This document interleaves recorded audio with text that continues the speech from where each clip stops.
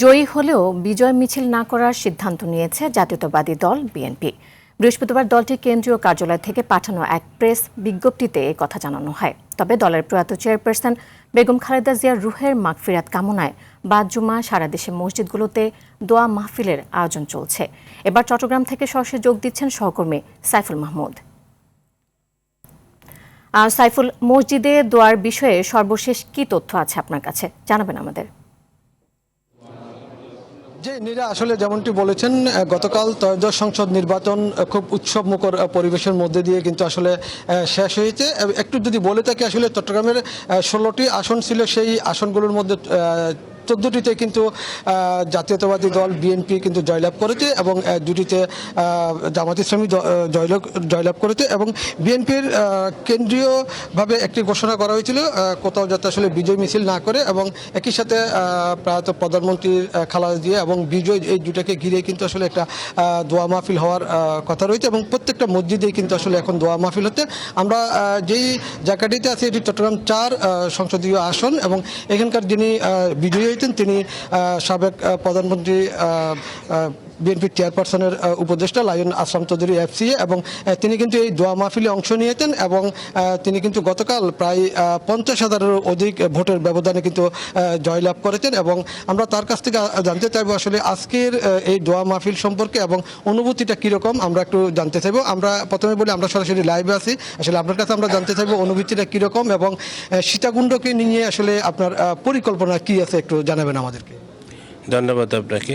আসলে আমাদের কেন্দ্র থেকে বলছে যে এটা শুকরিয়া আদায় করার জন্য, পাশাপাশি আমাদের দেশনেত্রী বেগম খালেদা জিয়া যাতে ওনার আত্মার মাগফিরাত কামনা করে আমাদের দোয়া মাহফিল মহান রাব্বুল আলামিনের কাছে ওনার যেন দোয়া বকশিশ করা হয়, সেই জন্যই অত্র এলাকার জনগণ সারা দিয়ে বিপুলভাবে আমাদের দানের শেষ প্রতীককে বিজয়ী করেছে।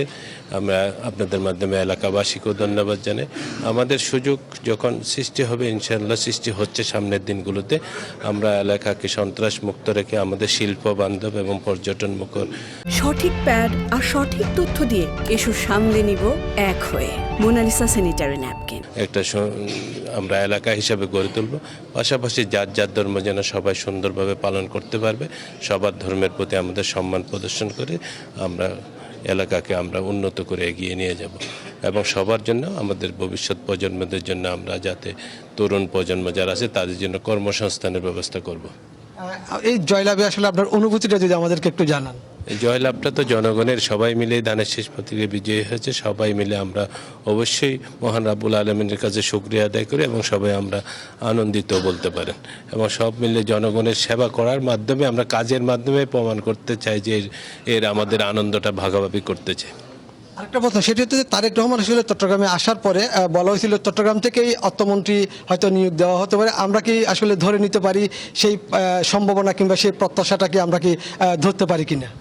আপনি জানেন যে এটা প্রধানমন্ত্রী দলের প্রধান হিসেবে তারেক রহমানই হবে, এটা ওনার সিলেকশন, উনি যাকেই যোগ্য মনে করে তাকেই সিলেকশন করবে। এটা চট্টগ্রাম থেকেও হতে পারে, চট্টগ্রামের বাহির থেকেও হতে পারে, এটা পুরাপুরি ওনার এখতিয়ার এবং উনি মহান রাব্বুল আলামিনকে দেয় যে যাকে যেভাবে ওনার কাজের জন্য দরকার হবে উনি সেভাবে সিলেক্ট করবেন। ধন্যবাদ। আপনারা শুনছিলেন গতকাল যিনি নির্বাচিত হয়েছেন বিএনপির চেয়ারপারসনের সাবেক উপদেষ্টা লায়ন আসলাম চৌধুরী। এবং আরেকটা বিষয় জানিয়ে রাখি, চট্টগ্রাম বিএনপিতে যেই 300 জন নমিনেশন দেওয়া হয়েছিল সেখানে কিন্তু একমাত্র FCA ছিল এই চট্টগ্রাম 4 আসনের প্রার্থী। সেই হিসেবে তারেক রহমান যখন চট্টগ্রামে এসেছিলেন তখন তিনি একটা ইঙ্গিত দিয়ে গেছিলেন চট্টগ্রাম থেকেই অর্থমন্ত্রী দেওয়া হবে। তো সেটাকে বিবেচনা করে আমরা অনেকটা আসলে হয়তো ধরে নিতে পারি যে চট্টগ্রাম 4 সীতাকুণ্ড আসন থেকেই আসলে এইবার হয়তো অর্থমন্ত্রী পাওয়ার একটা সম্ভাবনা রয়েছে। তবে এই মুহূর্তে কিন্তু চট্টগ্রামের প্রত্যেকটা মসজিদে কিন্তু আসলে দোয়া মাহফিল হতে, যেহেতু কেন্দ্র থেকে নিষেধ করেছে আসলে কোনো ধরনের বিজয় মিছিল না করার জন্য এবং নেতাকর্মীরাও কিন্তু সেটাকে মেনে নিয়েছে।